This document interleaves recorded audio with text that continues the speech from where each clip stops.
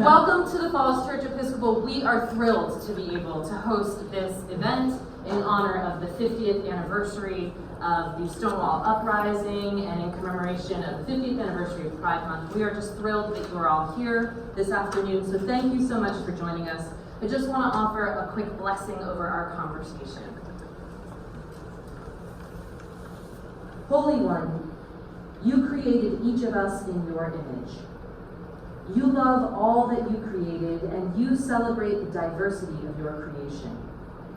We give thanks for our gay, lesbian, bisexual, and transgender sisters and brothers as they choose to live authentically in the world and celebrate 50 years of Pride. May we always honor and celebrate their gifts. May we empower those who dismantle systems of injustice and oppression. And may we work to create a world in which gay, lesbian, bisexual, and transgender children, teenagers, and adults are loved, accepted, and celebrated. We ask this in your many names, all of which point to love. Amen. Thank you very much. Welcome, everybody. I'm Nick Benton, the owner of the Falls Church News Press, and the convener of this event together with the Social Justice Committee of Falls Church and Environs, who helped out so much and brought some of their volunteers. The moderator for this event is Lou tomorrow. Is not going to make it. He's ill. So I guess I'll fill in that role as a panelist and a moderator, I guess. And we have here the City Council of Falls Church. 4 of you are here. 5.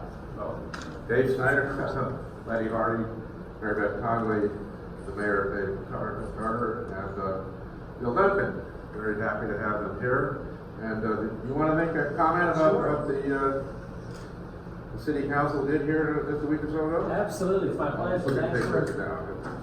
Sure, thanks for inviting me here. I'm really proud to be a part of this important day. As Nick mentioned, I'm Dave Carter, the mayor of the City of Falls Church. You know, when I was young, I used to think things would always get better. Sometimes slowly, but always things would get better. But as I've gotten older, I realized that progress is not inevitable. That the moral arc of the universe has not been towards justice on its own. It has to be fought for. And although there have been many victories in this struggle, there's many more to come. The war's not yet won. And so I just want to say that we on council stand with you. About 2 weeks ago, we approved the proclamation, and we also approved a motion on Ms. Hardy's motion to fly the gay pride flag over City Hall. And so if I could, maybe I'd like to invite my colleagues on City Council, maybe another elected official, Tom Clinton as well, to read a portion of the resolution, the proclamation we adopted. So would you guys like to come up and maybe join us? Or join me? So I don't know if we just want to start and work our way down, maybe a whereas or 2 each, but whereas the City Council of the City of Falls Church recognizes the inherent dignity and equal and inalienable rights of all people is the foundation of freedom, justice, and peace, and whereas June is celebrated as LGBTQ Pride Month nationwide. And whereas the City of Falls Church is proud of the meaningful, long-lasting impacts the LGBTQ community has made and the contributions it has brought to the city's rich and diverse culture, and whereas the City of Falls Church remains committed to treating all people with fairness and respect and to creating a community where everyone can live without fear of prejudice, discrimination, violence, or hatred based on gender identity or sexual orientation. Whereas the Stonewall Rebellion of June 1969 is considered the birth of the modern gay and lesbian rights movement, and whereas the 50th anniversary of the events at the Stonewall Inn will be marked on June 28, 2019, and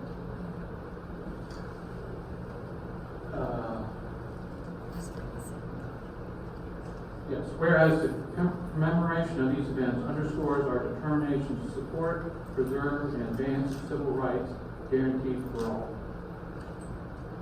now therefore, I, David Carter, Mayor of the City of Falls Church, Virginia, do hereby proclaim the month of June as LGBTQ Pride and Stonewall Rebellion Month in in the City of Falls Church, and urge all residents to respect and honor our diverse community and celebrate and build a culture of inclusiveness and acceptance. Thank you, Nick.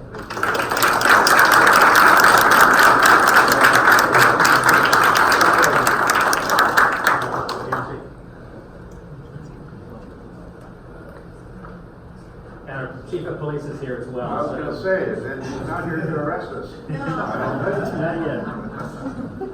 I'll speak to our distant past history, the support of the police department in these endeavors to advance diversity and affirm it throughout the community is much, much appreciated, I dare say. Well, here we are in Falls Church, Virginia, at the Falls Church, historic Falls Church Episcopal Church. And the long history, the Stonewall 50, the last 50 years of the modern LGBTQ plus movement has had its impact in this community, not just by this event, but by events for which this church was central about a half a dozen years ago. And people need to, that's part of our legacy here. This church was the ground zero battleground over LGBT equality and civil rights issues when a group of the congregation voted to defect from the Episcopal Church, National Episcopal Church, because an openly gay priest had been elected a bishop, and Gene Robinson. And they were so upset about that, they led quite a movement here. Congregation voted to defect, which is okay, if they wanted to do that. But what they also tried to do was try to occupy this property after doing so. And so what ensued was a years-long endeavor to return this church to its rightful owners with the Diocese of Virginia of the Episcopal Church USA.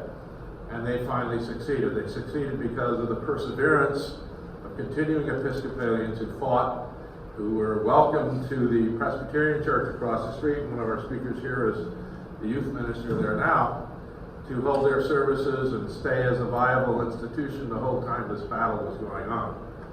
So having won that fight, we now have a community here in Falls Church that is so receptive and open to events like this and celebrating events like this. And so that's a big reason why holding the event at this particular location is meaningful to this entire community, because this entire community has benefited from that effort. So this is the panel that we have for today. Lou Chavarro of the Washington Blade, who is going to moderate the panel, is ill and could not make it at the last minute, so he sends his regards to everybody here. He's a personal friend of mine, and I know he would have wanted to be here. And here are our panelists. I'll go right down the row. State Delegate Danica Rome. She is the, let's give her a big round of applause.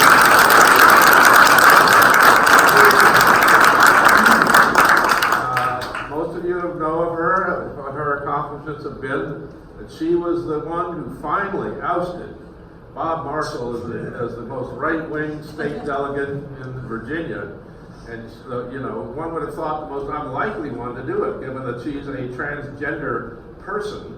But she's no ordinary transgender person, as you will hear from her, and everybody now knows most of the country. She's a rock star. So now she's been willing to be here today. Imagine that. We're not even in her district. But we can go out there and help her get reelected this fall, and I hope a number of you will find ways to do that. Then Don Davenport's the next fellow here. He's drove from Ladysmith, Virginia today, and he's on the board of the LGBT Democrats of Virginia, as I am. But his unique thing was that he was there. He was at Stonewall. You know what Stonewall is? It was that riot that took place in and outside of a gay bar in the Greenwich Village section of New York in late June 1969. And it was a 3-day running battle, pitched battle with police. It involved, overturning cars and fires being started, and chases up and down the street and everything else. And it was all spearheaded single-handedly by Don Davenport. He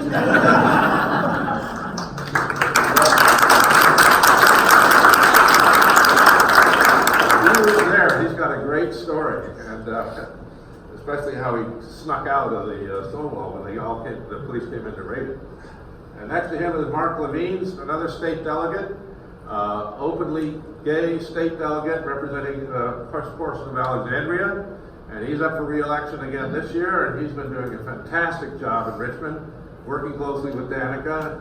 You can talk about that, Mark, yourself, or Danica can. And then finally, at the end, we have Diane Maloney, and she is the youth minister of the Falls Church Presbyterian Church.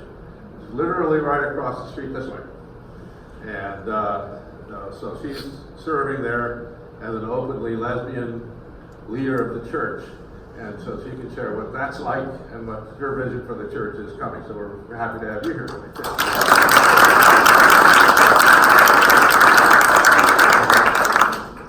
I want to remind you that everybody is here is welcome to come after this to a reception up the street at Claire and Don's, just a couple blocks away.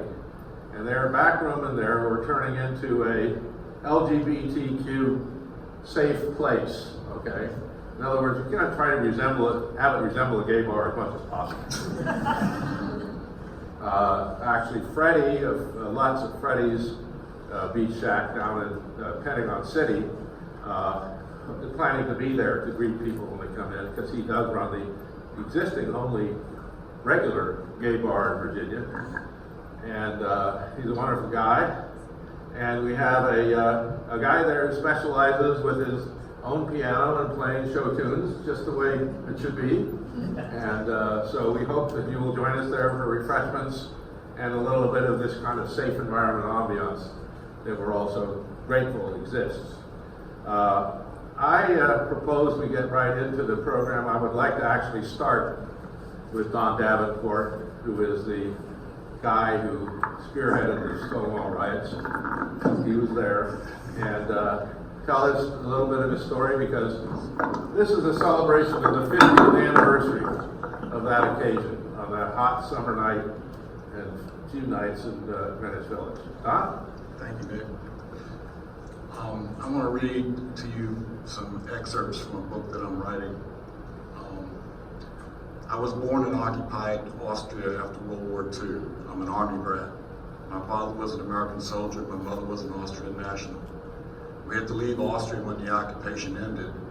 My father was restationed in Germany, where we lived until the early 60s. Our next move was to the States, where we settled in Richmond, Virginia. I realized early that I was different, and that's when I started living two lives. I had some friends that were different too. Eventually, my parents found out what was going on, and my father punched me and threw me out of the house. No son of mine is going to be queer and live in my house, my father said. Little did he know that was just what I wanted anyway. I was free to live as I chose. I stayed with friends and kept going to school. I was 16 in high school, doing well and working a part-time job as a busboy at a gay restaurant in Richmond. A week later, I was arrested at school for being a deviant and a runaway. My parents had reported me to the police. I was sent to juvenile detention center, where I was stripped and put into solitary confinement. A week later, I saw a psychiatrist who showed me ink blots, asked me questions, and finally told me there was nothing wrong with me. They gave me my clothes back and let me out to the common area. After several weeks with nothing happening, I wrote a letter to my parents and told them that I changed my ways and that I would like to come back home. They signed me out. I went back home, where I stayed just long enough until I had bus money to buy a ticket to New York City. I left without telling them. I wasn't going to take a chance of losing my freedom again. I called home when I got to New York, and I told them I was okay. I had a job, an apartment, and I would keep in touch, none of which was true. But I knew in my heart that I could do this. It took me several days to find a job waiting tables, and the cook had an extra room where I could stay until I could find a place. 2 weeks later, I had a place in the West Village and a new job as a waiter at Aldo's, a gay restaurant, which was 1 block from my 3-floor walk-up studio apartment. That week, I celebrated my 17th birthday, and all was well. I was making good money at Aldo's and started sending money home to my parents. By the way, did I tell you they already had 10 kids, soon to be 12, after which they adopted another. I think my parents liked babies, but didn't know what to do with them once they could think for themselves. Anyway, I would go to work in the early evening, get off at midnight, go to the Stonewall Inn nightclub and hang out with friends until about 5 a.m., go to breakfast at the Pink Teacup, pure Southern cooking, and then go home and get some rest, get some sleep so I could start it all over again. Now let me tell you about the New York City gay scene. Most gay restaurants, bars, nightclubs, and bathhouses were run by the mafia. The mafia paid the cops protection money so they could run their business without interruption. Occasionally, the cops had to raid the nightclubs that operated after hours. The cops would tell the club that the raid would happen at a certain time, and the clubs would make sure that there was no money or illegal booze out where it could be seen. The cops would check a few IDs, maybe write a ticket for a fine, and then leave. After that, I was back to business as usual. This might happen a couple times a year as long as you paid your money to the cops. So this was 1969. It was an election year. Elections have consequences. The incumbent candidate had to show that he was taking care of the homosexual issue and fighting mafia crime. The game plan was to hit the mafia hard and along with them take down the homosexuals, the drag queens, and the transsexuals. How could there be a problem with that when it came to those pansy men and the mafia? No one would care. Everyone would be impressed by the cops, by the job the cops were doing. It was June 27, 1969. After I got off of work, I stopped at the Triangle Park in front of the Stonewall to talk to a friend. The park was a hangout for hustlers and drag queens that didn't have money to get into the Stonewall. Everybody there was hustling something, and whenever I saw a friend there, I would bail them out. The price of entry got them a couple of drinks, and from there they were on their own.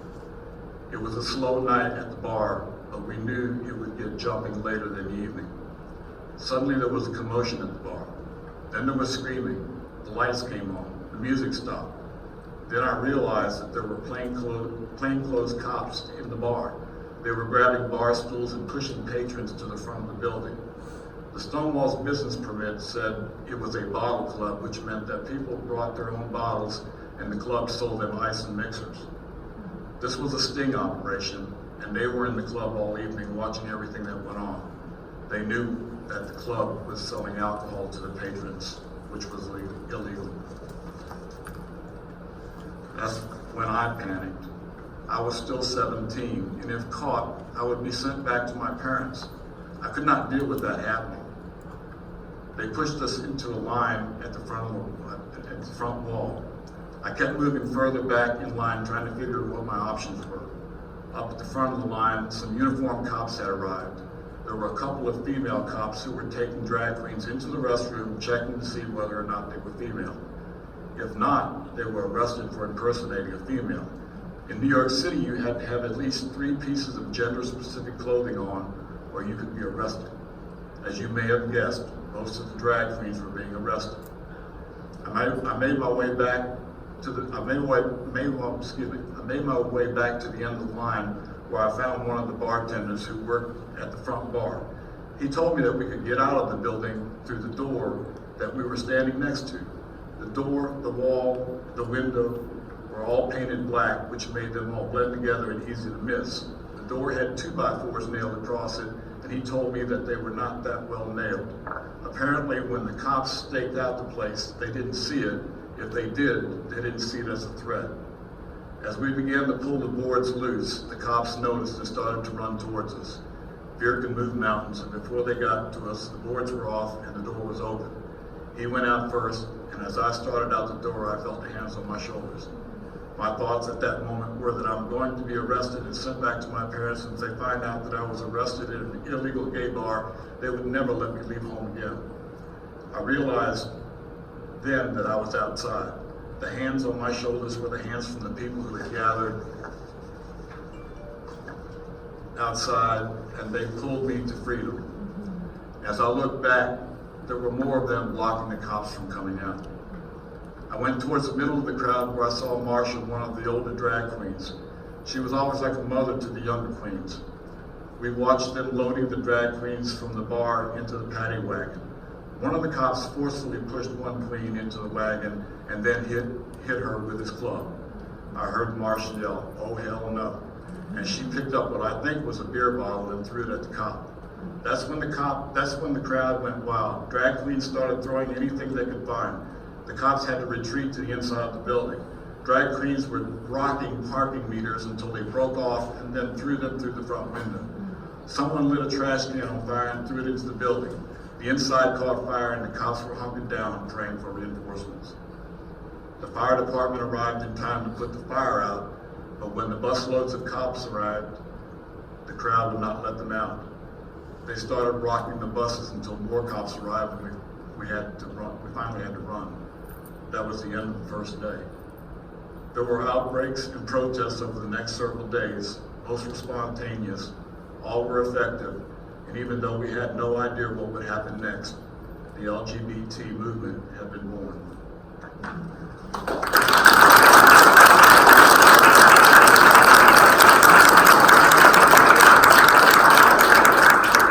The last time he gave this presentation, he was asked by somebody, how was it he was, as a 17-year-old, he was able to get into that bar in the first place? What was it you told him? I told him that I was cute, but and that might have been so, but I worked in a gay bar restaurant, and all the bartenders and the waiters, we all knew each other, so it wasn't no problem getting into the club. But cute probably. I wanted a little show and tell here. Here's a couple of books about the Stonewall Uprising. You probably in them. You probably knew the guy who was the worked the door at the Stonewall. He was a pretty famous guy, it turned out. And you know, it was from reading these books, and there's also been a movie made on it. It's been controversial as to the movie, how good it was or not. I think it had a lot of factual kind of scenes in it. It was just called Stonewall. And then here's this book here about Mafia and the Gays, which was what you were referring to. And I'll discuss a little bit more of that later on in the context of what brought on Stonewall, what its wider context was. But I want to hear from the other three panelists first who are into the movement more recently, although Mark would like to consider himself the oldster. He's a bridge. So let's start down at the end, if you don't mind, with what it means for Diane to be an openly lesbian leader of the Falls Church Presbyterian Church.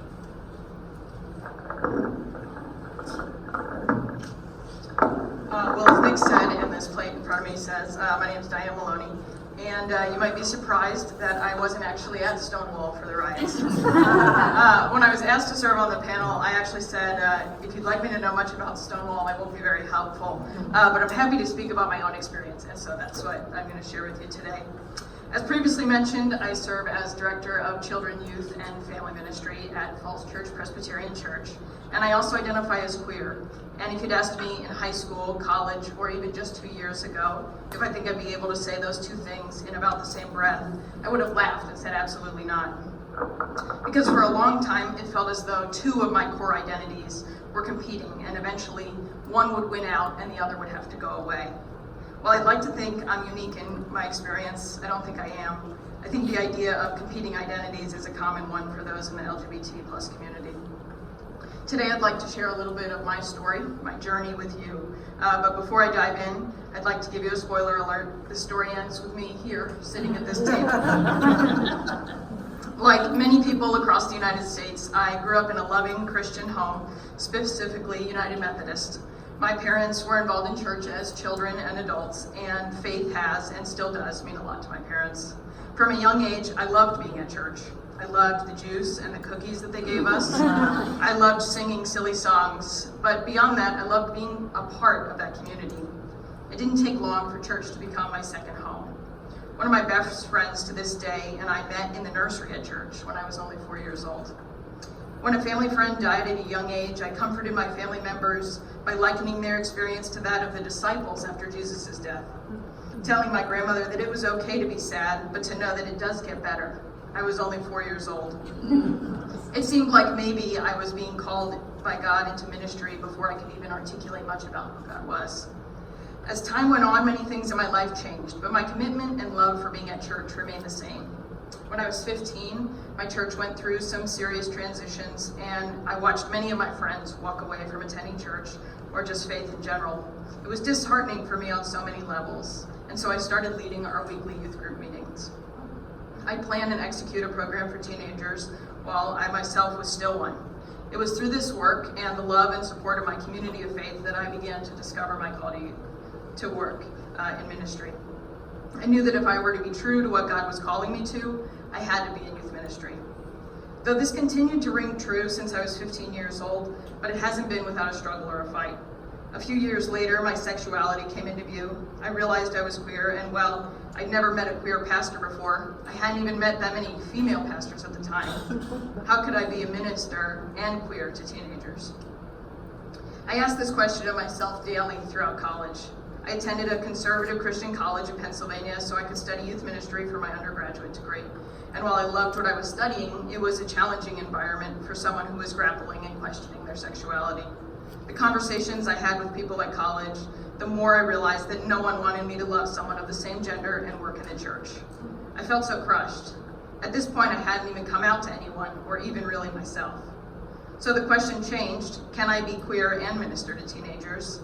From the end of my first year of college through when I graduated from college, the answer was a firm no. I could live my life closeted, but what did it mean for my dreams of having a family? Or would I just have this roommate who I was suspiciously close to forever? It was at this point, the end of my first year at college, that I decided I couldn't date anyone if I was going to be in ministry. I had made my decision, and I was the only one who knew it. Over the next 2 years, I learned about Side B Christians. This is a term that Christians have used to debate same-sex relationships. Side B Christians believe that people who are queer exist and their identities are valid, but they should never act upon their desires. Side B Christians find love and fulfillment through celibacy and spiritual friendships. And at the time, this seemed just okay to me. It seemed like an all right idea, but where was I going to find spiritual friends? I kept all these thoughts bottled up inside of me, terrified that if anyone knew who I really was, they wouldn't like me at all. While all of this was going on inside of my brain, the Presbyterian Church USA had decided to allow LGBTQ members of the community into leadership positions in the church. In my classes at college, I remember hearing some of my classmates share about how their church was splitting over the issue. The two factions were both trying to keep the building, and the one faction was trying to leave the denomination. The situation that my classmates recounted wasn't too different from the one that happened here in this community. Hearing how much trouble all of this was causing, it seemed like my two identities would never be reconciled, and I would continue to suffer in silence.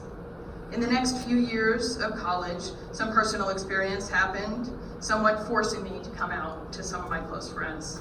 It was certainly terrifying, but no one threatened my life or told me they didn't want to be my friend anymore. Many extended their arms and hugged me. It was here that I began to see a glimmer of hope. As I went to seminary, still mostly closeted, I just planned to be the best freaking youth pastor anybody had ever seen. And then after giving my best to that church, I would finish my ministry there and come out and prove that queer people belong in ministry. Reflecting back, my plan may have had a few flaws. As I spoke with Nick the other day, I said the church is often behind the ball on these types of movements. The church has moved terribly slowly to include all people in life, worship, and leadership. So while Stonewall took place 50 years ago, the church hasn't had its Stonewall movement yet. People have continued to use scripture to justify horrible atrocities against humans created in the image of God.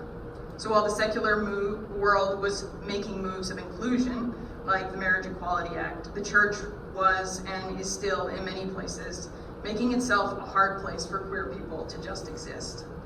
In my journey, it took a long time to reconcile these two identities of mine. It's been through hearing straight authors and people of faith affirm people of all identities that have come to feel safe, welcomed, and included. It's through this that I feel like I'm back in my second home. And thankfully now, I realize that my two identities are not competing. Each are parts given to me by God. While there's still a lot of work to be done in the church, the ball is rolling. Being explicit about who is welcome is one of the reasons I'm able to be who I am and do what I do. Silence is a message in itself, and it unfortunately takes lives every year. So I hope you will continue to be clear about who you welcome. Thanks.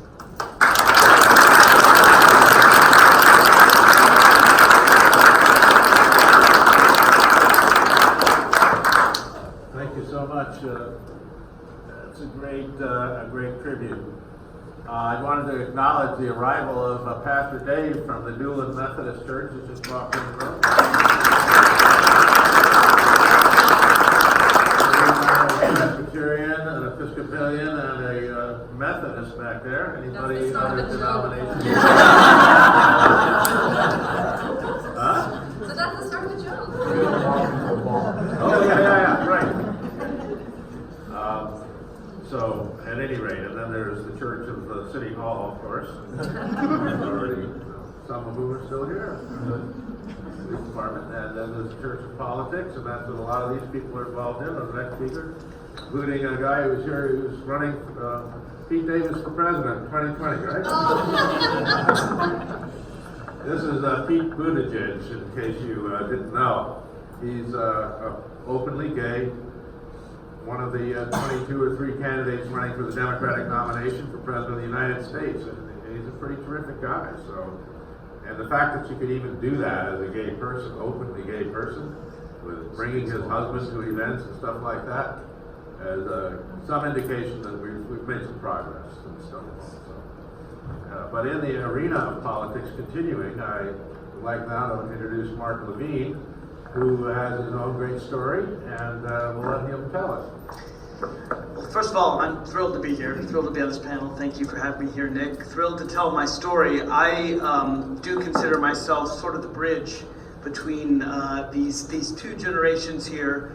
I'm Gen X. We get no love. Everyone knows the baby boomers and the millennials, and they're loud, and we're just kind of like, we matter too.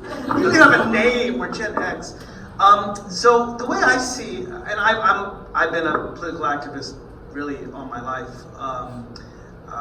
and so I really see my role was I helped, along with thousands of others, shepherd us from the dark days of Stonewall to the bright days of Danica and Diane, and it's been really amazing watching that change. In fact, Don, I am going to write a book. I haven't written it yet, but it'll be called Bagels, Grits, and Quiche, Southern Gay Jewish American, so add a Jew to the mix on your joke, please. And I've actually I share a lot with all 3 of these people, actually, as I was listening to their stories, and I know Danica's story.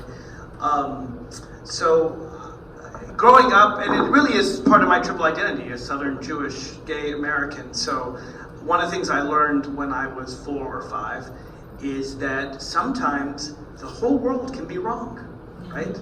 I was asked by the time I was 4 or 5, why don't you celebrate Christmas? And I had to have an answer, so at age 4 or 5. I remember my first protest. It was, again, I was 4 or 5. I had heard that cigarettes kill you, and so I took a carton of Kent cigarettes and my mom's and ripped up every single cigarette, threw it in the toilet. I've been trying to save lives ever since age 4. But it's one of the things my parents taught me is that if everyone says you're wrong, check, make sure you're right, because, they may be right.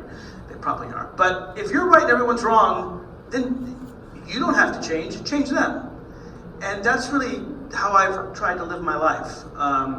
And I knew when I was coming out as gay that I knew I was gay, and I knew the whole world was wrong. So if they weren't going to accept me, I was going to change the world until they did. And but I knew when I was growing up that I couldn't be gay and in politics. I had to make a choice. And I tried to live a double life for a while, and finally I'm like, no, I'm just gonna have to change the world. So I came out. I've told my story before in other contexts, about hiding, and I actually went to Europe to try to come out there and stumbled onto gay Amsterdam, and that's a whole other story. But I remember the difference between the bars of the Stonewall days and the bars of today, because I actually traversed that time in distance, because in one weekend I went from Paris, France, where the bars were just like Stonewall. They were blackened, they were dark, there was a hole in the wall, there was a bouncer there and asked, and tried to check your identity before you went in. Very, very scary place that frankly scared me away. I didn't go there. And then I went to a couple countries over to Amsterdam, where there were gay bars next to straight bars. Everyone was singing and joyful and out in the open sun. Gay people, that's right, in the sun, hugging each other and singing stupid Dutch folk songs. And it was just, from pain to joy in a weekend. And really, Paris at that time was the past, and Amsterdam was the future. And I could almost see where it was going. And to this day, right, you go to the smaller towns in America, and there's the past, right? There's the dark bars. There's still, when I grew up in Nashville, Tennessee. When I first came to Nashville, that was there. And, but in Washington, D.C., there was JRs, very open. And so, but in terms of gay activism, I was in California. I actually got involved in some religious activism. In fact, a panel that I organized. So I was a member of the board of directors of the oldest gay synagogue in the United States, which was actually in Los Angeles, Beit Chaim Chadashim. And I organized a panel about history, because I've always loved history. And on that panel, I had the first conservative rabbi in America to agree to marry Jewish same-sex couples. That was my panel. And the first Orthodox gay rabbi ever. So I've been fighting within my synagogue like you've been fighting within your church.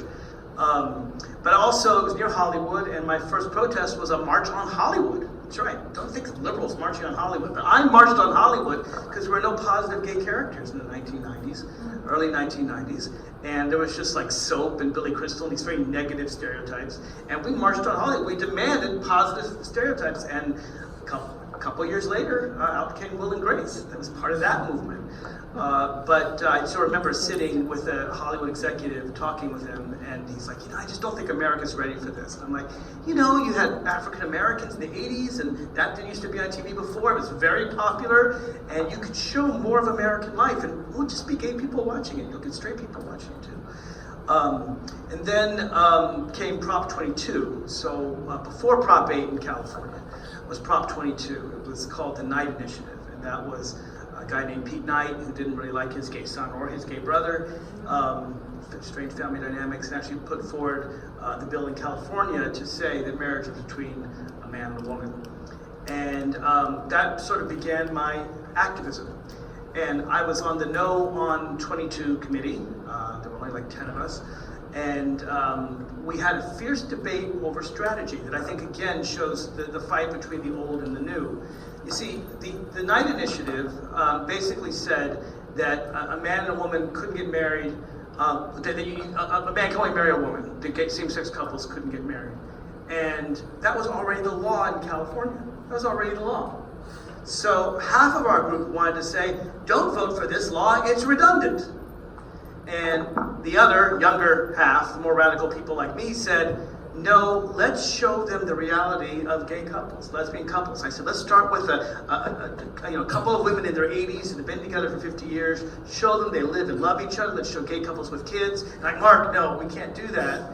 That's too radical. We've poll tested that, and the polls show that people aren't ready to accept same-sex couples. I said, well, they're not ready to accept us because they've never seen us. They don't know we exist. Let's show them. It's like, no, polls show that don't vote for this, it's redundant, is a better argument. And I said, look, we're not going to win this battle. I've seen the polls. We're going to lose. Whether we lose 62-38 or 65-35 or 60-40, let's lose so we can win another day. Let's show the reality of our lives so we can change people's minds, because we're not going to win anyway. So let's not fight over some legalism. People don't vote because something's redundant. I mean, no, they vote because they care. Anyway, there were 10 of us on the board, and I actually forced it to a vote, being difficult like I am, and we had a 6-4 vote. And 6 voted for the things that all the pollsters said, don't vote for this, it's redundant. And 4 of us voted for my idea, which was to show the reality of our lives. And I said, I'm going to resign, you know, if you don't vote my way. And they said, hi, Mark. So the 4 of us founded Marriage Equality California. And it's actually the second oldest marriage equality organization in the United States. New York beat us by a few months, so we weren't first, but we were second. And I actually wrote the very first, this I was first on, I wrote the very first full marriage equality bill in the United States, both for state and federal rights. Vermont had state civil unions, but I wrote one for state and federal rights, even though the Defense of Marriage Act existed, and I knew, but I felt it was unconstitutional, and I felt we deserved full equality. And we took this into an openly, I don't know that I'll say her name, though if you push me, I'll say her name, but we went to an openly lesbian assemblywoman of California, and we took it to her, and like, you know, we want you to introduce this, and I'm a California lawyer, we've written it all out, and she said, Mark, we're never going to see marriage equality in our lifetimes. So why don't you go out and help people with AIDS? That's a really good cause you should go work on. And I said, well, that's a great cause, but there's thousands of people working on that cause, and they're doing a good job. I want to work on this cause. And she said, well, you're dreaming. And I said, well, that's how things get started. And she wouldn't support the bill.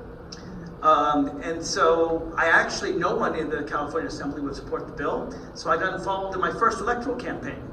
And it was to get Paul Koretz elected, a straight guy who represented West Hollywood, but agreed to put my bill forward, the very first act, if we helped him win his tough Democratic primary. So that's how I got involved in my first campaign. And we helped Paul Koretz win. And he introduced that bill. And I was thrilled, and I knew it would die, but I wanted to set the marker. We deserve full equality.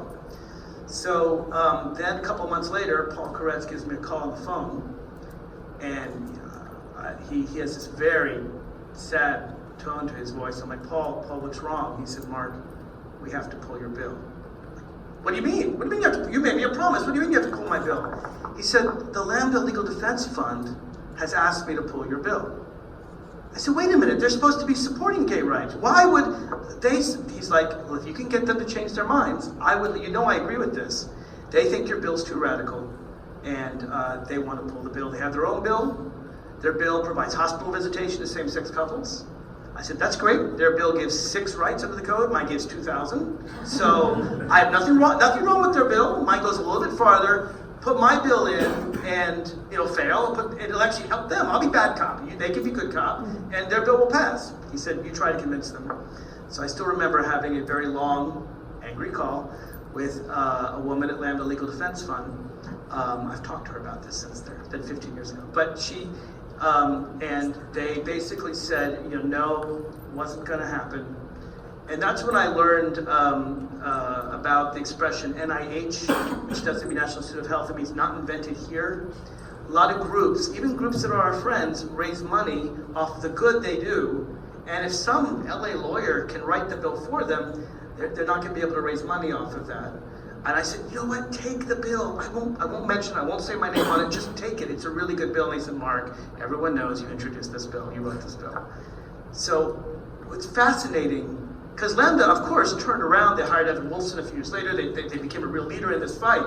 But when I was involved, even the established community, and people just said, it's not going to happen. And then some young people said, well, marriage, we don't want marriage. You know, we're the gay community. We define roles. And I said, that's great. You don't have to get married. You know, I'm not forcing you. But it's something that many in our community do want, because there are rights and privileges. Anyway, fast forward, 10 years later, I was with Phil Mendelson writing DC's marriage equality law, redrafting that, and that became law. I defended it in court. And in the early O's, I worked for Congressman Barney Frank. I did his legislation, including legislation we're still fighting for, like the Employment Non-Discrimination Act, now called the Equality Act, hate crimes. One thing we did behind the scenes that was really fun is we managed to get benefits for survivors of same-sex couples where one was killed on 9/11. It was fascinating because the Bush administration didn't want people to know we were doing this because it would look bad to their right, but they didn't want to not do it because Barney basically said, I'm gonna let everyone know how cruel you are to people on the left. So we made a deal. As long as they helped the people, we would tell no one about it. I think I can tell it now. But I kept this secret for about 15 years. And anyway, so, again, fast forward, it got to the point where we won and we changed society. And so I really feel like I've seen Davenport's days, maybe not quite that far back, but I remember the fear and the concern, all the way up to mentoring my good friend Danica Rome, whom I met when she came and knocked on my door because I had a bill in Virginia that's a full Life Equality Act, and she came to tell me she supported it, and I said, hey, you want to testify? And so actually, it was for my bill. Danica was I believe, your first testimony in Richmond. That wasn't. Oh, they wouldn't let you. That's right. They wouldn't let you. But we were going to. That's right. They wouldn't let you. Anyway, I'm thrilled. I try to remind people, Danica and Diane's age and younger, that we have come a long way. I think it's important to remember how far we've come. I think it is a lot easier today. Our battles aren't won yet. We have a ways to go, but we have come a long way since Stonewall, and I was proud to be part of that movement going forward. So thank you for having me.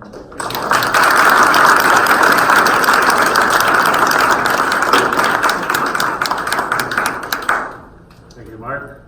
And I'll pass it around to your colleague from the Virginia State House of Delegates, the rock star. We have a rock star realty outfit here in Falls Church. That's a pre-existing condition. Anyway, take it away, Danica. Thank you very much, Nick. And I just want to say, just to start with, that if it wasn't for people like Don Davenport, people like Mark and I aren't in elected office. So thank you for everything that you did.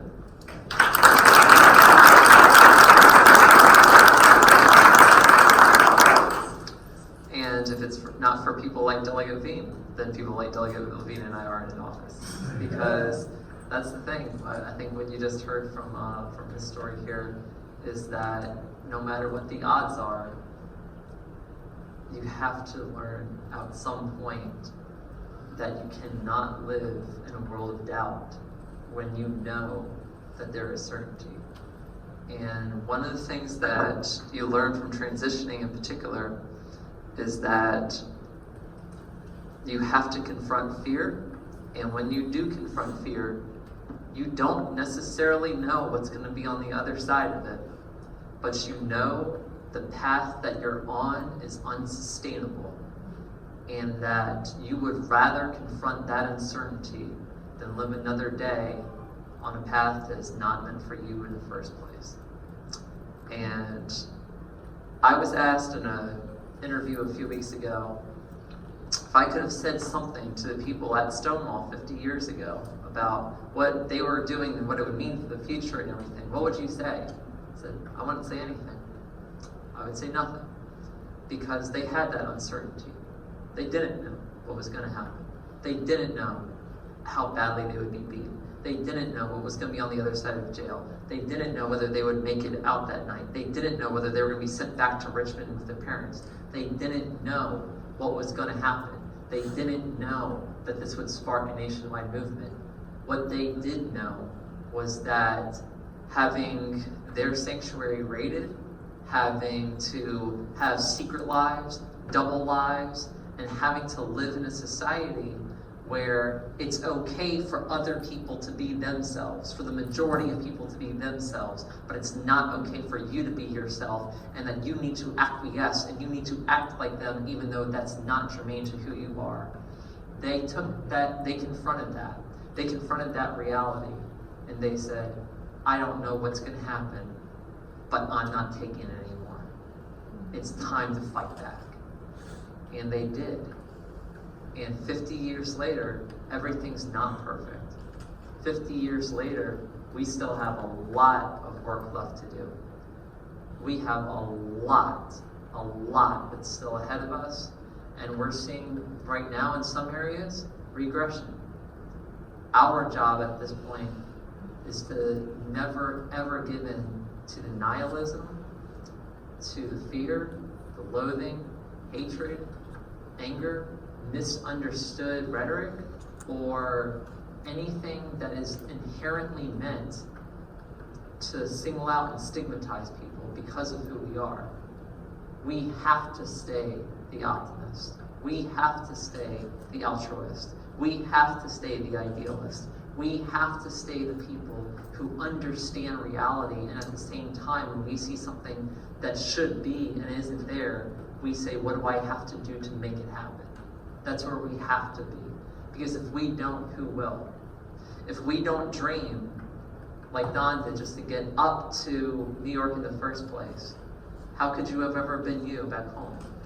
If you didn't fight like Mark did, how could you have ever eventually prevailed in your rights when you knew up front you might not have won, but that it was a long-term strategy to get somewhere so that one day you could celebrate that victory? And if it wasn't for someone like Diane being able to confront her own fear in school, in life, and trying to reconcile two of the most difficult things that you can possibly do as an LGBTQ person of faith, which is between who you know who you are and who you believe you are called to be, and trying to bring those together, trying to provide that bridge, trying to bridge that gap, and saying, how can I reconcile one with the other when I've been told my whole life that it's not supposed to be? And then you remember a phrase from St. Francis de Sales of be who you are and be that well. And if there's anything that you learned in 13 years of Catholic school, like I did, it's two things. Number one, that quote from St. Francis de Sales, be who you are and be that well. And number two, conversion therapy does not work. And I think for a modern generation, I'm 34, I'll turn 35 later this year. I grew up at the tail end of the AIDS crisis, when I knew it was a thing, but I was too young to really understand the totality of it. But I knew it exists. I was old enough to know and see blatant homophobia, but to see it as it was regular, it was normal. And to see it right before my eyes as an 8, 9, 10-year-old, going on hunting trips over into Winchester and seeing people with homophobic slurs written on their t-shirts. I mean, it was really, really out. But at the same time, I wasn't old enough to even begin to feel comfortable around someone to say, hey, that sounds wrong. Even though, even at that age, I knew who I was. I knew who I was at that point, but I was far too afraid to tell anyone because there was no one else like me. One of the, at least in my area, and the elected politicians in the greater Prince William area, keep in mind, I'm a lifer from Prince William County, portion of Manassas, born in Prince William Hospital, 1984, lived there my whole life. When I was growing up there, the best we could hope for a politician was just to simply not be hostile. They were never going to vote for us. The best we could hope for was that they just wouldn't aggressively single us out. And unfortunately, that was not reality for a lot. My predecessor was in office from the time I was 7 years old until I was 33. Grew up in the same church, baptized and confirmed, same church. I went to All Saints Catholic School from 4th grade to 8th grade, Paul VI Catholic High School from 9th grade through 12th grade, where I got my diploma. I went to St. Bonaventure University in Western New York. The first 9 years of that Catholic school experience was not by choice. The last 4 were. But when I look at it in its totality, I think, yeah, I do know what it means to live with that fear that Don did, even if he was more bold at 17 than I was, even though his plan required a lot more hope and uncertainty than mine did, which was go to college, hopefully no one I knew back home would be there, and then try testing the grounds of coming out. And there's one person from your high school who was there. Guess that plan got upended. And so then it became a lot of very small steps of telling some women who I knew, who were my closest friends. And it would just be very incremental, very, very, very. But I won't even tell your boyfriends because I'll ruin my friendships with them. I'm afraid. I don't want to be seen, and because this was before I transitioned, I didn't want to be seen as the gay guy. I wanted to be funny. I wanted to be the metalhead. I wanted to be the reporter. I wanted to be all these other identifiers that didn't have the negative connotation of the stigma of the stereotype that gay guy did, even though that wasn't even my actual reality. This is who I am. And one of the funny things about going to gay clubs as a trans woman for the better part of a decade is that you go, wow, honey, so you're a trans woman, you want to date men, you're going to gay clubs where there are gay men who like men. Girl, you ain't men. Oh, really? It took me 12 years to figure out. How come this isn't working?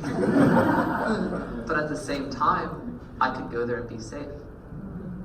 I could go there and have a reasonable expectation that I would walk out the same door that I entered in under my own power and under my own free will. I'm not saying everything that happened at LGBTQ clubs was perfect or was even kind. It wasn't. But it was a lot better than me presenting as her and getting, quote, clocked, which is a phrase that we use in the trans community especially, at a straight club. And here's the thing, at a gay club, to be yourself, it's okay. No one's gonna jump you for finding out that you're a trans woman, and that's okay. But you're playing with fire when you go to straight clubs like that. And that's the thing, because you don't know what's gonna happen there. And I've been on both sides of that, and I know what it's like to walk through the parking lot with my hair covering my face because I was so afraid anyone would see me and recognize me, even though then I had to wonder, why would I be afraid of someone else being in the same area that I was? What did that mean? That they were going through the same stuff I am? Well, I don't know. But I had that fear for a long time. And I know what it's like to sit on the counter in my bathroom in front of a mirror with a pair of tweezers. And even to this day, I still carry them around because even after 12 rounds of facial laser hair removal, it's 90%. It's not perfect. And I would go like this, and I would pluck every single hair from my face for 4.5 to 5 hours, piece by piece by piece by piece by piece. Because if I were to shave, it would get the 5 o'clock shadow. If I were to wax, it would bleed. If something else were to happen, it would just be uncomfortable. This was the best that I had, just to feel like her for 2 hours. And maybe, you know what? Make it 4 hours. 1 hour drive up from Manassas into DC, 2 hours where you can just dance and be yourself, and another hour drive it home. And this is what I had to show for it, a pair of tweezers. But why would you do that? Why go through all that? And you did so infrequently. You're going out like once a quarter, once every few months. Yeah, if I didn't have those quarters, if I didn't have those months, what would I have had? It would have just been no outlet of expression. It would have just been sadness all the time, instead of giving me a little something to hope for, a little something to be eager to experience, a little something ahead where you can go, you know, if I can just get through the next few weeks, I can get out there again. And it didn't mean that you're going to go home with someone else.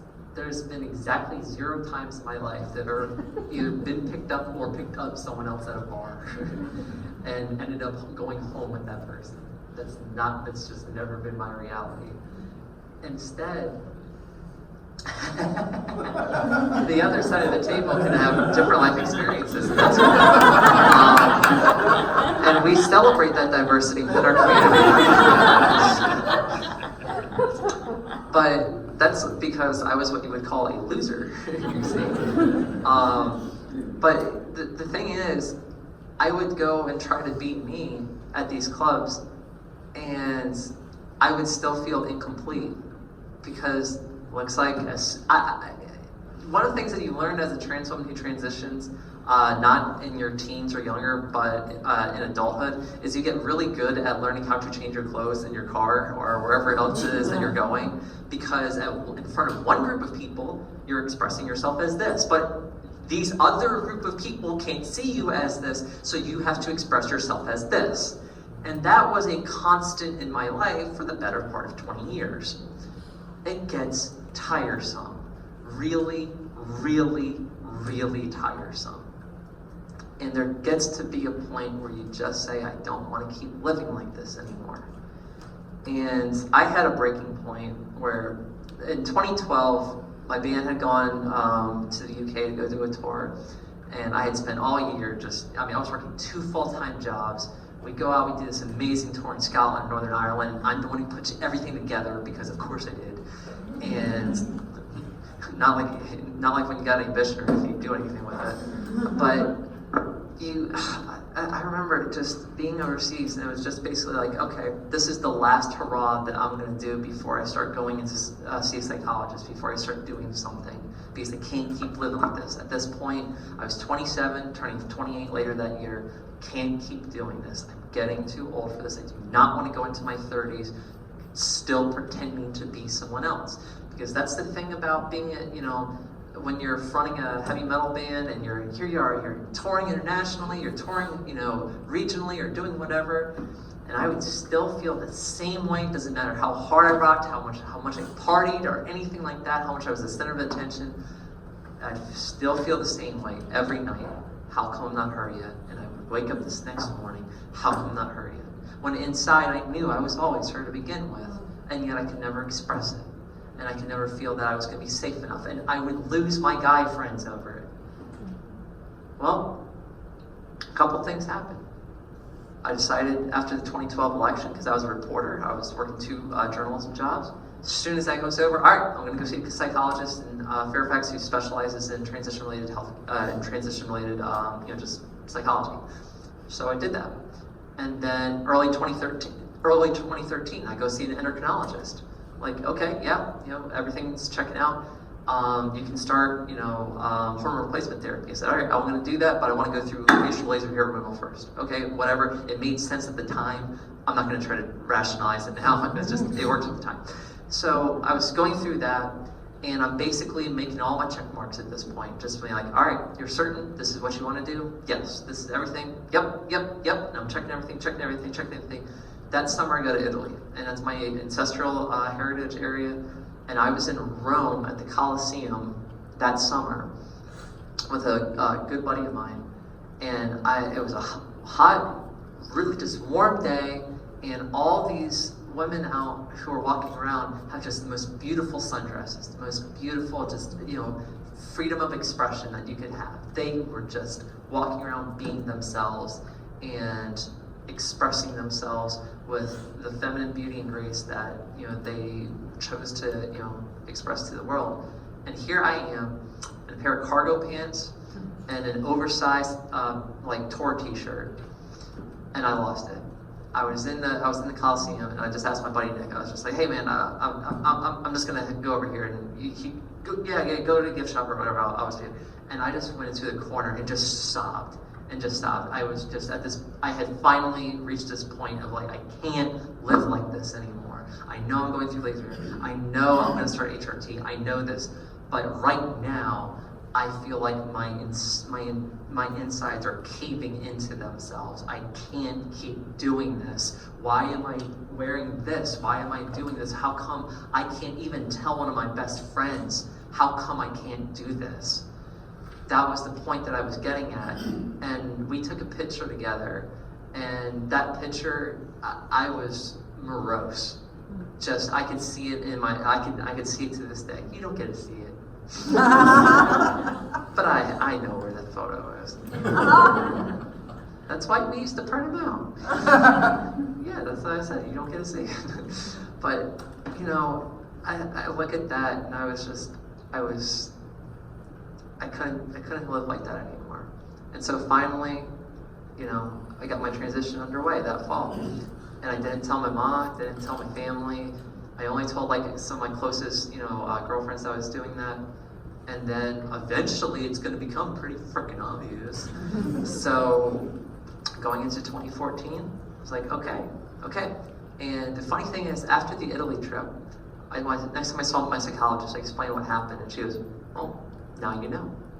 You're ready. And I was like, fair point. And just to fast forward, 2014 comes, and by that fall, I'm out on my job. I've got one job where I'm presenting as female full-time, And then like I have to go into the car, change clothes or wash makeup or whatever, and then go to my newspaper job, go cover a sports game or go cover town council or whatever it was that evening. And it was just like, wow, is that exhausting, having to constantly do that every day. And so here I am really super happy at this office job in the morning, but then I am also, okay, I'm not gonna wear guy clothes, I'm gonna just wear femme-ambiguous clothes where it's like a cap, sleeve, scoop neck shirt, and like the fluffy yoga pants, the fluffy yoga pants as opposed to the super tight ones. And yeah, my shoes have little pink stripes on them, or whatever. And then it got to a point where, you know, the people I'm interviewing, and when I approach someone for an interview, they're saying, yes, ma'am, yes, and I'm, oh, that feels really right. Yes. No, I'm not going to correct you because you are correct. Yes, this is good. And it was just like, yeah, that should be my normal. And one of the funny things is that you'll find out in trans world is like your first couple of times where you're expressing yourself for who you are. You go out and then someone correctly genders you for the first time in your life. And this spark that just shoots up inside you of like, it's something that everyone else in the world will take for granted unless you are the trans person. You will never know what that is like. You will never know what that is like unless you've experienced it. And you go, and you just clutch yourself for a moment and you go, that feels right. Because it is right. Because you've been acknowledged for you. And you've been acknowledged in a genuine way. And it's not just because someone's being nice to you, it's because they're seeing you as you. And that's the ultimate goal. It's not to be stealth, it's not, ha, I fooled you. No, someone told me that before, like, you're not fooling anyone. I was like, yeah, I know, I did that for 30 years. Now I'm me. Now I get to be me every single day. And as I get to be me, I recognize that the next generation that's coming after me, they want to be themselves too. And when I was in Salem in Southwest Virginia, Mark heard me told a longer version of the story yesterday. This little 15-year-old trans girl comes up to me and she says, I've never met another trans girl before. I said, oh, well, hi, I'm Danica, you might know you. And we talked for a minute and she goes, can you be my mentor? I was like, oh, fine. I live 4.5 hours from you, I live 200 miles away. I can't be that day-to-day presence in your life. But there's some really amazing people at the Ladies and Gents of the Blue Ridge over in Roanoke who can. And the thing is, they have a lot to teach you, and you have a lot to teach them, because you're never too old to learn, you're never too young to teach. And for them to be able to establish a sense of community in Southwest Virginia, that is a greater gift than anything I can give them from Manassas. And when I think back about how this is all possible, just to put a fine point on everything, and then I guess we'll turn over. After my election, I had never been to the Castro district. It seems like that's where you're supposed to go at some point in LGBTQ world, right? We're all supposed to go, right? So I had never been, so I went. So I went after the 2017 campaign, and I'm walking through the city with a then San Francisco supervisor, and I did this meet and greet with a bunch of folks for a while. It was a 2-hour rope line, good God. That election was popular. And so at the end, I meet this guy, and he's probably about next age. And he comes up and he extends his hands out like this, and he's shaking his hands. I said, hi, I'm Danica, nice to meet you. He goes, these hands touched Harvey Milk's. And, you know, it's just, it throws you back for a quick second. You go, oh my God. And you go, okay, you know, this is super real. And if you go to the museum, where there's a little cute little exhibit of me there too right now, which is super cool for their Stonewall Rise Up thing. Next to it is the glass where you can see the letter that Harvey had folded in his suit jacket the day he was shot and killed. And you see the hole that went through one side of it and came out the other side. That's there behind glass, and I would strongly encourage you to go and look at that, just to really take in what it means to have been out before it was safe. And by the way, it's still not perfectly safe. There are still trans women of color across the country and around the world who are routinely, brutally murdered. And I know that because I had to cover that in Montgomery County on 2 occasions as a reporter. I'll never forget for all of my days the voice of Kenny Lynn, who was the father of Kiana Blakeney, crying to me 6 months after his daughter was killed, that April of 2016, later that year, calling, crying to me on the phone, I miss my baby girl, I miss my baby girl. I said, no, the world's not safe yet. It's not. But by being vulnerable enough to be visible in the first place, we are making it safer. We are making that imperfect union that we have a little more perfect. We are taking the idea that you can be who you are, you can be that well, and no matter what you look like, where you come from, how you worship if you do, or who you love, that you can be welcomed, celebrated, respected, and protected because of who you are, not despite it, and not for what other people tell you you're supposed to be. You be you, and especially for the young folks up front, you be you better than anyone else ever could, because you're the only person who could ever be you. Thank you. I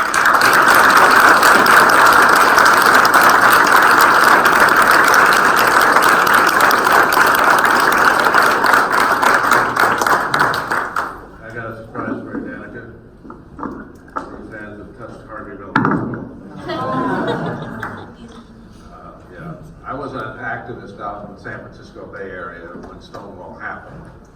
We didn't find out about it for months. But another confession I have to make is we've introduced the Presbyterians, the Methodists, and the Episcopalians here. I was a seminarian for the United Church of Christ, and which is another denomination, so you can throw into that mix. And that was the context in which I came out, and the movement had progressed to the point that Stonewall was possible, that Stonewall was inevitable. Stonewall, the streets were filled with young people who were there and who answered the call, you might say, of a new paradigm for independence and freedom, and it was in the context of the anti-war movement. One of the most significant things about that week that I did acknowledge from being out in the Bay Area was that not only had Judy Garland died, and a funeral held for her, and a lot of people who were writing about gay history like to say that was the incident that spurred the Stonewall riots, because they want to have a revisionist view of history that contains everything within certain categories. It was the anti-war movement that precipitated the Stonewall riots.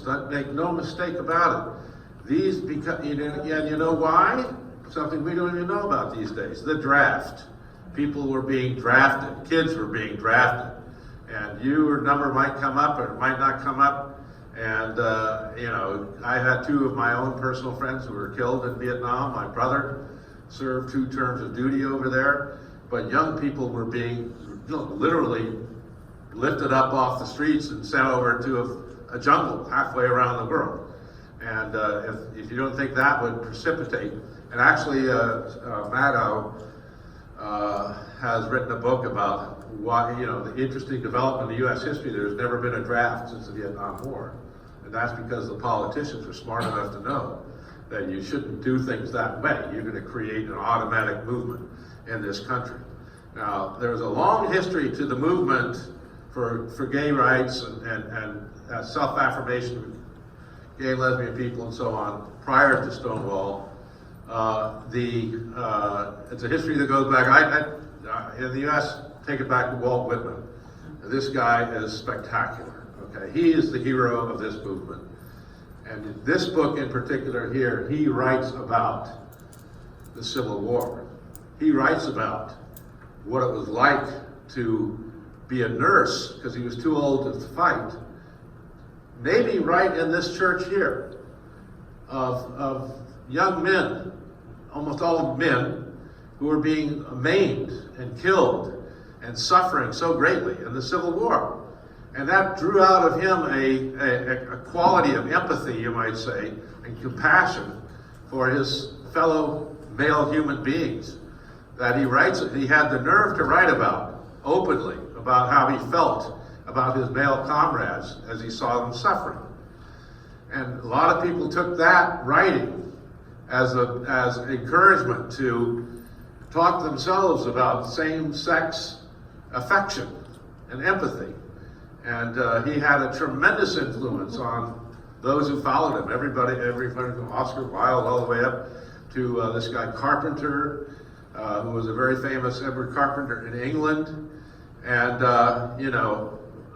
Edward Carpenter became a primary voice for same-sex, affirmative view of same-sex relations in a period leading up to World War I. What you saw happen in World War I was exactly the same thing that Whitman witnessed, of course, in the Civil War, where 600,000 people were killed. 600,000.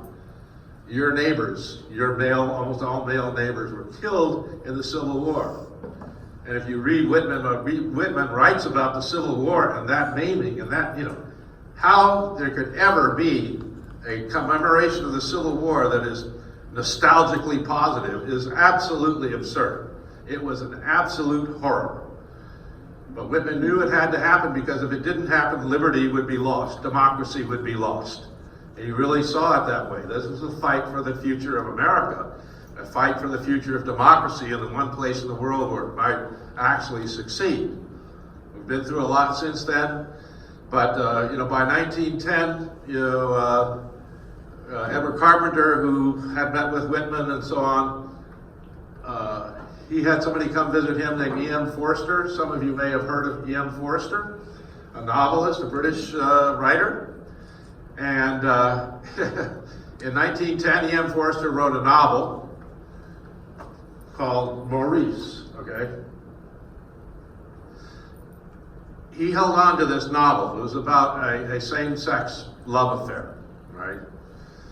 He held on to this novel from 1910 till 1970. He would write to his close friends, like Christopher Isherwood, for one. And there's a whole book, a volume of the letters between Isherwood and Forster about how should I end this? I mean, and I haven't quite figured out what a good ending for this would be yet. All the while, that novel was completely unavailable to anyone else other than his closest circle. He died in 1970. Actually, Forster died by 1972, but he was too old to know the effects of Stonewall and everything else. But he had left to Isherwood the rights to publish this book after he died. Stonewall made it possible for this book to be published, okay?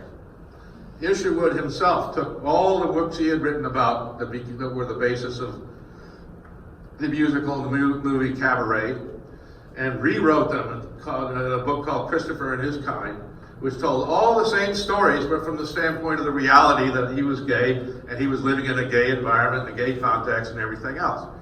All that became possible in the aftermath of Stonewall. Tennessee Williams wrote his memoir in the aftermath of Stonewall. I had a personal friend who wrote him a passionate letter, when I was part of the early gay movement prior to Stonewall. Tennessee, won't you please come out, come out to us all so that we can gain the affirmation that comes with that. My friend wound up committing suicide. A few years later, Tennessee Williams writes his memoir, and it's all about his gay life from childhood, and he was free to do it from that point forward, right? So the world changed because of that Stonewall moment that created the context for all of this stuff to come out and become public. Now, my only final point on this is this.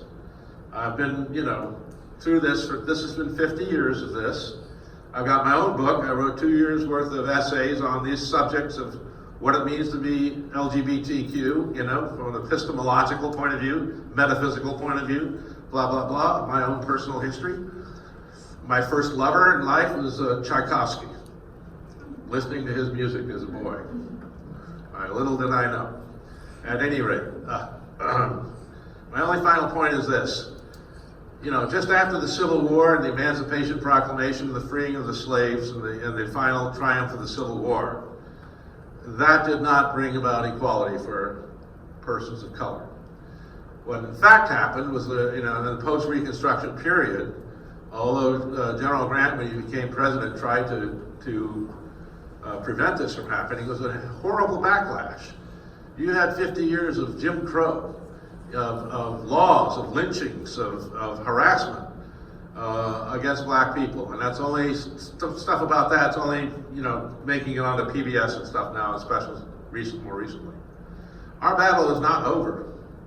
Our battle is not over for anybody who represents a point of view or represents a race or a religion or ethnicity that does not conform to the white male, straight white male supremacist worldview. We're seeing it right now. Male supremacy takes the form of, we're about to go to war again in Iraq. Part of the reason why, as I said, part of the reason I said that Whitman was who he was is because he saw what war was. And he saw its effects on people, on you real human beings. We're about to go to war again. They're banning abortions in Alabama. There's going to be other places. There's a tremendous, backlash that's been precipitated by this president who's in office now, but he's not the only reason for it. Okay, they're using him to advance this cause. There is going to be this backlash. We have to continue to fight. The advances have been great. The testimonies here today by these people up here, phenomenal people. Everyone involves personal decisions that have to be made. A personal belief that you have to stand up for who you are and what you believe. But that's something that everybody has to have in society. Other situations, if you're a person of color, you don't have the choice. But if you're an LGBTQ person or whatever, you can just as easily stay in the closet, so to speak, and hide from your responsibilities as a human being. But coming out isn't just a question of you coming out. Coming out is a question of where do you stand with respect to humanity? Not just you, everybody. And if you have to stand for yourself. Martin Luther King, who was so prominent, my final comment of these days, and it was said at the very beginning, yes, the arc of justice long arc of history does tend to bend towards justice. But what Martin Luther King said was, only if people are pushing it that way. It's not happening automatically, ever. And so we are at a very critical point in our history, as we have been many times before. But these concentration camps at the U.S.-Mexican border, these new laws against women's rights to their own bodies, these prospects of another war in the Middle East, these is all wrapped up with what it means to be who you are as a person. The moral decision that individual people make to be themselves and to stand up and to stand strong for freedom. So that's the context in which I would like to conclude this conversation today. And I want to invite everybody over to, as Danica was talking about, a safe place. It'll be safe over there. Sure. Sure, yeah. I'm Miss Betsy Sharon. I'm from the Falls Church Social Justice Committee, part of the Tinnerville Heritage Foundation. And one of the things that we wanted to do today, was honor you. We wanted to present you with a plaque, since with great appreciation for your community activism to further the rights of LGBTQ individuals. Oh, thank you.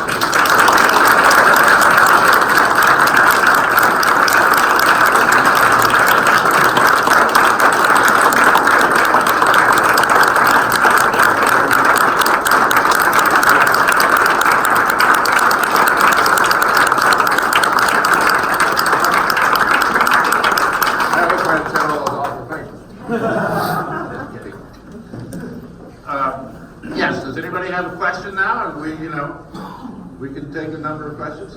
Okay. Actually, the whole everyone did come as well, but I have a question for Diana, actually. So I myself grew up in the church around here, and I actually was wondering how your role as a big youth leader, how that's kind of like affected your coming out, or in general, like how that's helped. Because I know for like my church itself, it was definitely not where it should be in general. So I'm kind of like wondering, in in that sense, if that makes any sense, how that's affected you or like health or like with like backlash at all or any of that. I'm kind of just curious about.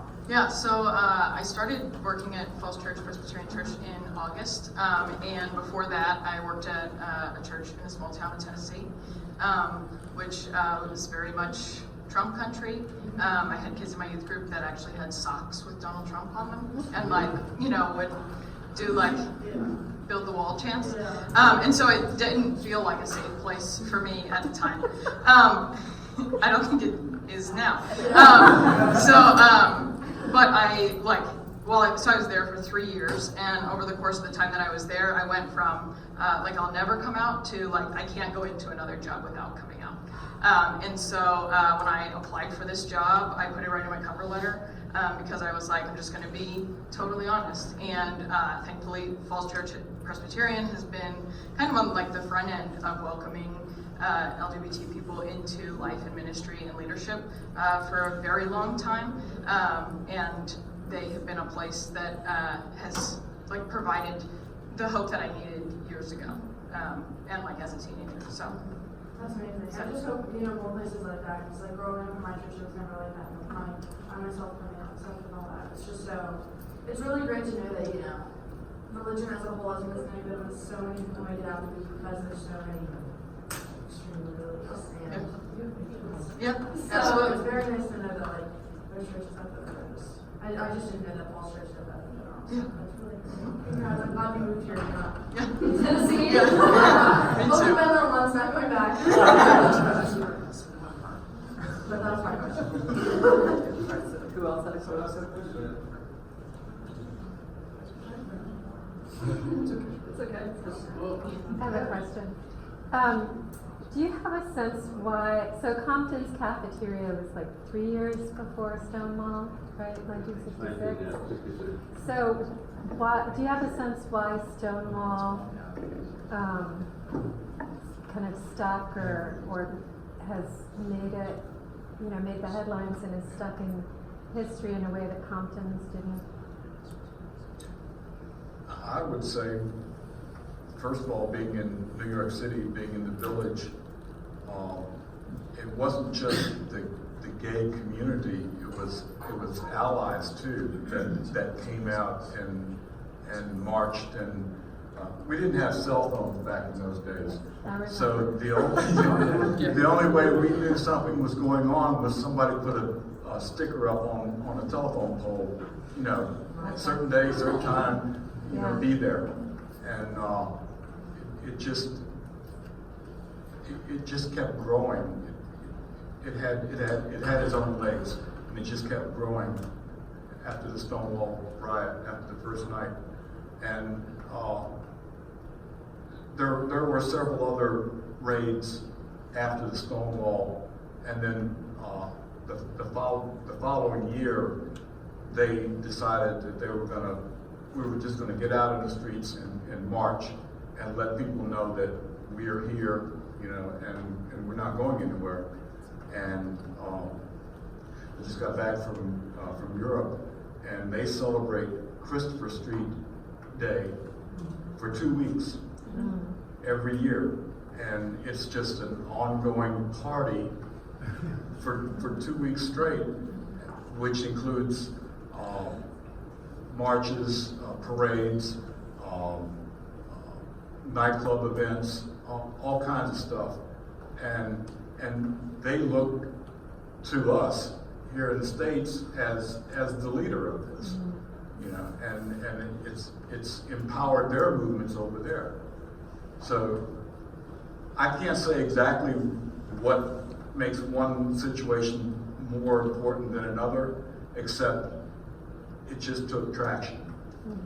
One thing I was going to point out, in addition to the Judy Garland died, was the fact that Life magazine that same week in 1969, against the wishes of the military and everybody who pleaded with it not to do it, it published 15 pages, formatted just like a high school yearbook, of men, almost all men, who had killed young men, 18, 19-year-old men, in their high school yearbook type photos, in that, saying, here's the men, people who died over a 3-month period, the last 3-month period being done. That hit people in the solar plexus like you would not believe, and showing them vividly exactly what was happening in Vietnam and these young men who were being killed over there. And that's the same week as the Stonewall riots. Now, I can't say there's a direct one-to-one relationship, but it's definitely the context in which this stuff is going down. I think for me, the lesson of Stonewall is that people, and it's not a good thing, but I think it's a true thing, that people don't respect victims. If you're a homosexual and you're being rounded up and you're put in jail, you're not sympathetic. They don't like you. You're deviant, you're wrong. Look at how pitiful you are, how pathetic you are. But when you fight back, they respect strength. And it's weird. It maybe shouldn't be that way. But to me, one of the lessons of the feminist movement for the rainbow movement is that the personal is political and that your private life does matter.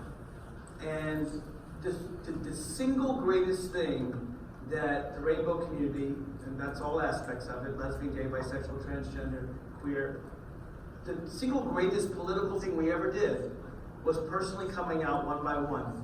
Going through that pain, hitting that wall. I also hit a wall at one point. Yours was in Italy. Mine was that's a whole other story. I'll tell you that. I have lots of stories, but the point is that the more people came out, the more it became easier for others to come out. Ironically, AIDS, as horrible as it was, forced people out, and it's like, oh, Rock Hudson, what that, you know? So when I think Stonewall was in all its, I mean the strength of, you know, a transgendered woman, you know, hitting a cop with a high-heeled shoe. I mean, to me, it's like, whoa, you know, wake up. These are people here, they care. And I think the more we showed strength, it's the same reason why I argued 20 years ago, don't vote for this law, it's redundant. We're pathetic, we don't have any rights, we're never going to get any rights, this law won't harm you because we already don't have any rights, please don't vote for it. I don't want to make that argument. I want to say we're here, we're great, we have great lives, we're good people, you know us, you know, you come into our stores, you know, we're your doctors, we're your truck driver, we're all over. We have the same messy lives you do, and here we are. And the more we didn't hide, the more we didn't have to hide. And that's why, again, to me, when I think of Paris versus Amsterdam, right? It was shameful to be gay in Paris. It was fun to be gay in Amsterdam. and really, it was just that Paris was behind the times, and Amsterdam was way ahead of the time. And in the gay bars in Amsterdam, straight people would come in, and they'd all drink together, and it was no big deal. It's like today, Freddy's, you know, mixture, straight, gay, you don't believe it. So to me, what Stonewall represents is we're not going to take anymore you telling us that we're second-class citizens.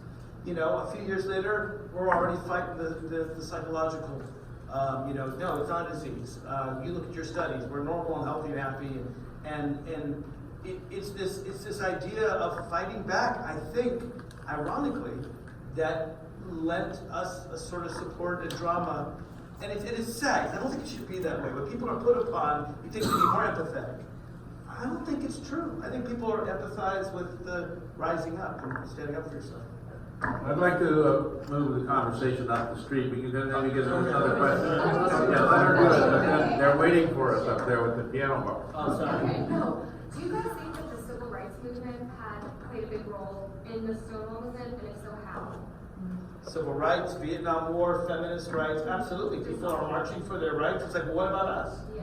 You know, we have rights too. Absolutely, all three movements. It's like the Me Too movement. Yeah, exactly. There were 8 gay men, members of the Mattachine Society, who were there at Martin Luther King's speech at the mall, right? And in which he spoke so eloquently with regard to all people, and you know, they took that forward. Organized by a gay man, being arrested by the...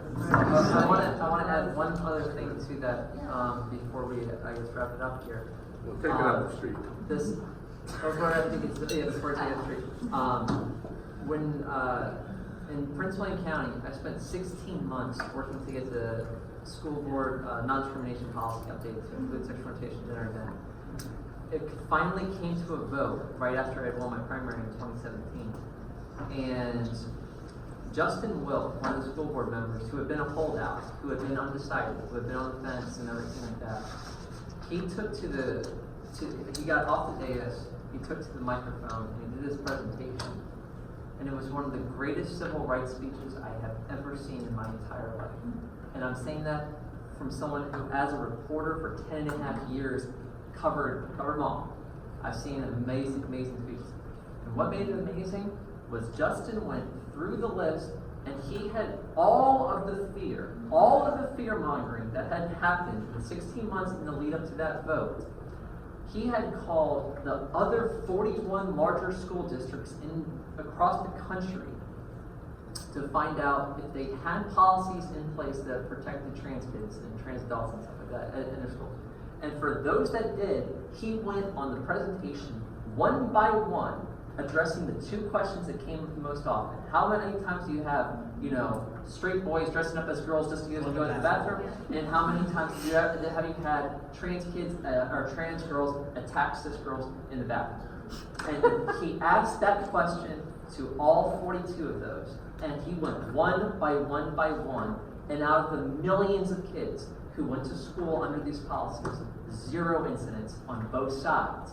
That was a civil rights victory because it was a victory in fact, embedded fact, not taking someone's opinion and making it, reinforce your worldview, but actual reality based on vetting information, vetting fact, and presenting it as fact. The greatest victory in the civil rights era is the fact that we had facts, or that the civil rights era in the 60s especially, you had facts on your side. Is that you knew you were right, even if everyone else was up against you, you were right. And in this one, Justin was right as well, and we keep getting to see this. And the last line I'll leave you with is when we got, after that vote, the place stopped, the kids started cheering behind me. This whole room full of people were celebrating. I went up to Justin and I said, do you see those kids over there who are jumping up and down for joy right now? You just voted to make the next 3 years of their lives a little easier. And then I went to one of my now constituents, Brian, who I met 13 years ago. He's a gay man who has a husband in Manassas. I said, Brian, I wish we had this in place when we were kids. And he goes, Danica, we just became the advocates we never had.